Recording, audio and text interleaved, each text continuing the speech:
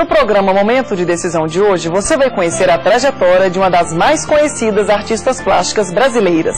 Nascida em Minas, ela conquistou o Brasil quando adotou o estilo abstrato em suas obras. E tudo isso paralela a uma vida de dona de casa, esposa e mãe. O Momento de Decisão começa agora.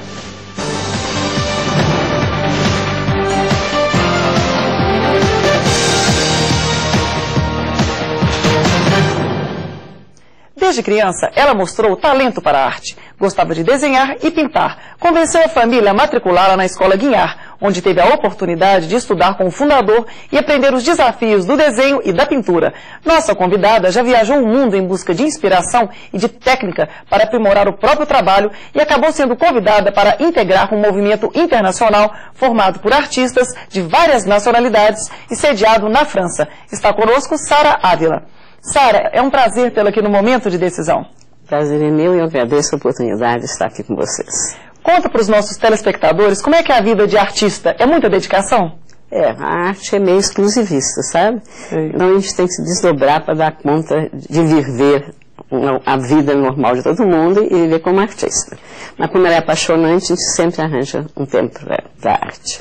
E seu marido é engenheiro. Como é que ele conviveu, então, tendo uma esposa artista? Olha, no princípio ele estranhou muito, sabe? Mas no fim, como nós somos opostos, não antagônicos, complementares, então acho por isso mesmo que nós nos casamos, porque exatamente ele tem o que eu não tenho e eu tenho o que ele não tem, né? Então somos opostos, realmente, até às vezes nas ideias e em tudo, mas complementares. E é verdade que às vezes você ficava até tarde pintando e de repente ele chegava de madrugada, você ainda estava lá pintando? Isso é muito comum, principalmente na época que vinham os filhos, eu comecei a dar aula Guinhar e o tempo que eu tinha disponível era à noite, né? E quando a gente começa a trabalhar em arte, o tempo não existe. E às vezes eu me assustava quando o dia está amanhecendo, né? Sim. E às vezes ele acordava e via que eu estava na cama e ia no ateliê, bravo, né?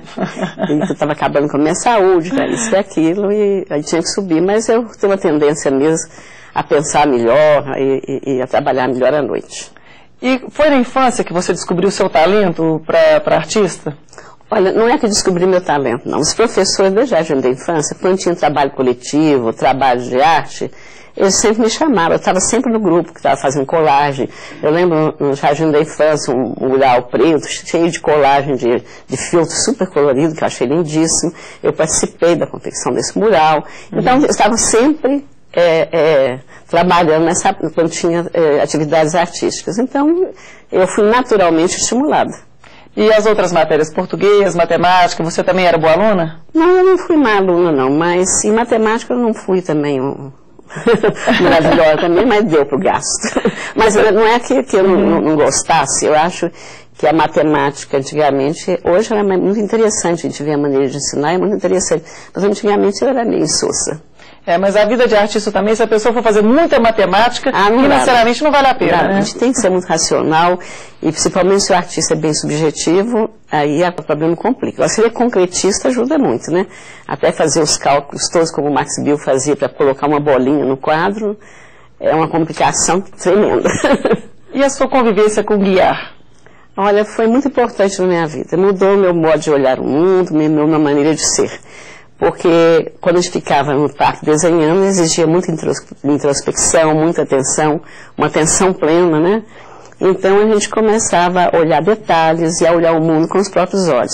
Quando você olha o mundo com os próprios olhos, por extensão, você se muda completamente. Então, assim, vagarosamente vai ter uma mudança no seu modo de ver as coisas. E por que o Guinhar não deixava os alunos usarem borracha? Porque borracha é um pouco de muleta, é insegurança.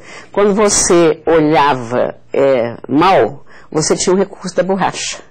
E você ficava desenhando, olhando, desenhando, na realidade não olhava nada. Quando você não tinha borracha, você tinha que desenhar com os olhos, quase que um gesto mental. Né? Tinha que estabelecer relações de altura, de profundidade, vários problemas, espaço, fundo, que são problemas essenciais na arte, né? Então você, quando você olha com seus próprios olhos, eu pretendia talvez um olhar inaugural, que é impossível, né? Certo. Mas era um olhar descondicionador, que você não olhava mais com a memória, e nem tirava seus óculos culturais e você olhava para realmente ver. E uma diferença muito grande entre olhar e ver, né? A gente passa pelas coisas, mas não para ver em profundidade. E essa observação desenvolvia toda a sua capacidade de se relacionar com o mundo e além de disciplinar, né? Justamente a educação dela é com disciplina, muita disciplina, nessa fase de estar ali, de força de vontade, mas total liberdade em interpretar o que você estava vendo. Você falou uma coisa muito interessante, né? No dia a dia, muitas vezes, a gente olha as coisas e não vê. Essa questão, né, que o Guignard falou, que você tem que olhar e ver, é bem interessante. Ainda mais hoje que nós somos saturados de imagem, e nós passamos por elas todas sem nem perceber, né? E somos vítimas de perceber o significado das coisas, né? Não percebemos, né? E principalmente na sociedade de consumo, a pessoa está olhando muito para comprar, para mudar as coisas, para, né, nessa parte de consumismo, né? Então, você olhar para entrar em comunhão com a natureza e para entender o outro, entender o mundo, é um outro olhar. É muito importante entender o outro, essa compreensão do mundo te faz compreender você mesmo. Bom, e o Guignard, ele demorava muito tempo para deixar o aluno passar do desenho para a pintura? Nossa, mãe, antigamente a gente ficava, cada um seu tempo no seu ritmo, mas o desenho, ele custava deixar a gente passar do desenho para a pintura.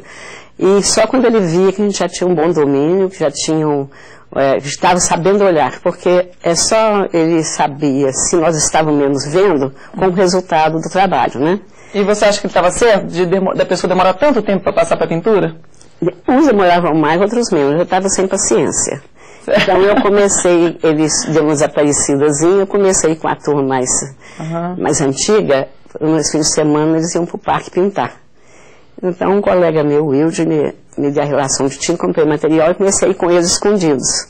Quando o Guignard voltou, ele falou, tá muito bem, e aí eu passei para pintura. E quando é que você fez sua primeira exposição? Foi nos anos 60. Qual que era o seu estilo de pintura? Era figurativo. Certo. A gente ia muito a Ouro Preto para desenhar, então tem uma série de Ouro Preto, com anjinhos, procissão, aquelas procissões lindas, né, Ouro Preto, e flores, pássaros, aquilo que era a minha vivência ali no parque e na minha vida cotidiana, as minhas circunstâncias mesmo.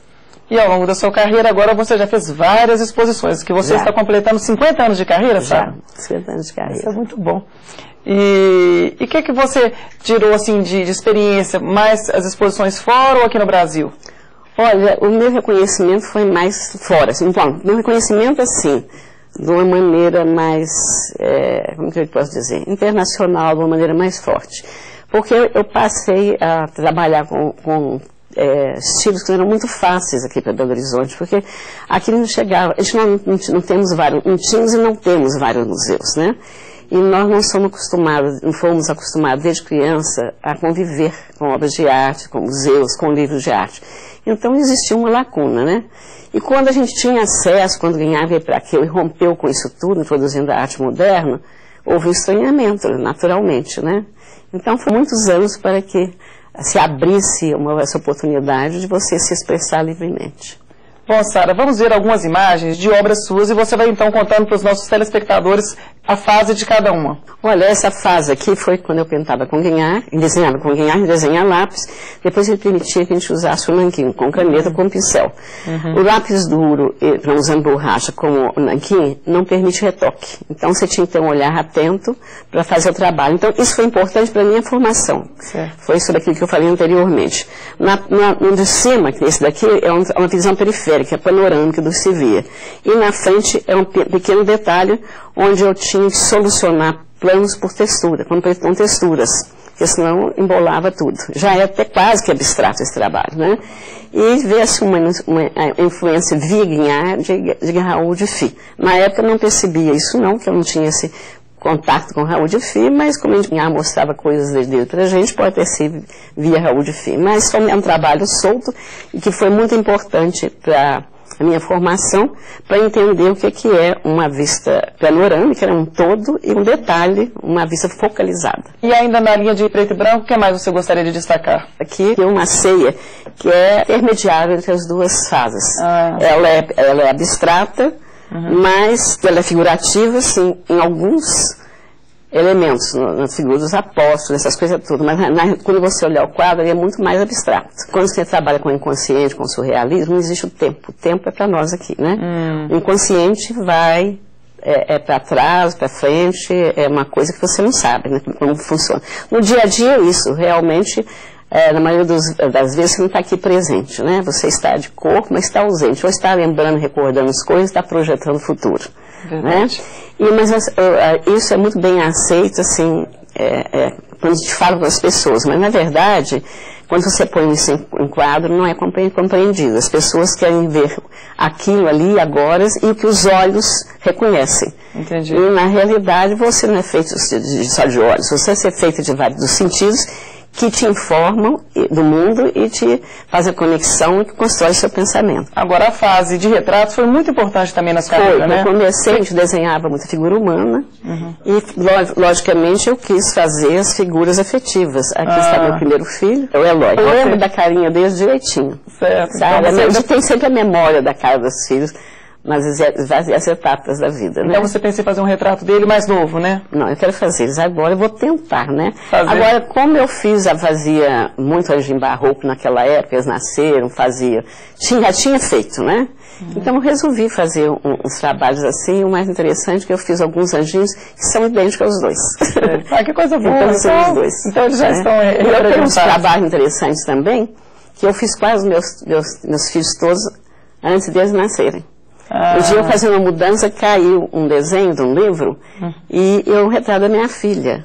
Mas ela não estava ainda... a data do retrato era muito antiga. Eu falei, mas eu não me lembro de ter feito esse retrato dela, é idêntica a ela. Inclusive penteado uma trança só que eu puxava para frente. Sem saber que estava fazendo Quando eu li a data, eu falei, gente, como é que eu fiz esse trabalho? Lembro que estava assim meio estacado, meio sujo, tinha enrolado, sabe? Mas foi impressionante. Então isso eu acho interessante, né? Por isso que eu acredito muito em inconsciente, sabe? A gente recebe muitas informações que a gente... Escolhe mais uma tela para os nossos telespectadores estarem conhecendo aqui mais. A época que eu frequentava o parque, ainda figurativa, cavalinhos, aquelas paisagens que era natural do parque. Ainda existe até hoje com brinquedos mais modernos, né? E o de cá é um que chamava Garimbacho. Os casamentos, as festas, as recepções antigamente, muitas vezes eram feitas ao ar livre. Então isso representa um período da minha vida, né? Tinha... uma época na Sá Kubitschek, dava recepções no fundo do palácio, que as pessoas iam todas... Era um comum aqui em Belo Horizonte. Isso era um tempo, né? Um registro de um tempo, né? E aqui eu tenho dois trabalhos abstratos, bem diferentes. Aqui são superposições de ruínas, com várias figuras estranhas, né? Que as pessoas constroem com a sua mitologia pessoal, né? Então, quando eu vejo uma pessoa vendo uma coisa, outra vê outras completamente diferentes. E eu uso o tom sépia, os tons amarronzados e outros, exatamente para que as pessoas olhem para dentro, para o seu mundo interior. Então, eu trabalho com o mundo de cada um, né? E com os arquétipos coletivos também. Então, é a parte toda em interação, mas... eu acho que a gente pode fazer projeções da nossa vida de uma maneira muito interessante. Ao mesmo tempo que é lúdico, às vezes aterrorizante, porque tem pessoas que têm problemas e que olham o quadro e fazem projeções que não estão no quadro. Entendi. Né? Mas o quadro em si significa sozinho, ele não quer dizer isso ou aquilo. Como é que as pessoas viram essa mudança sua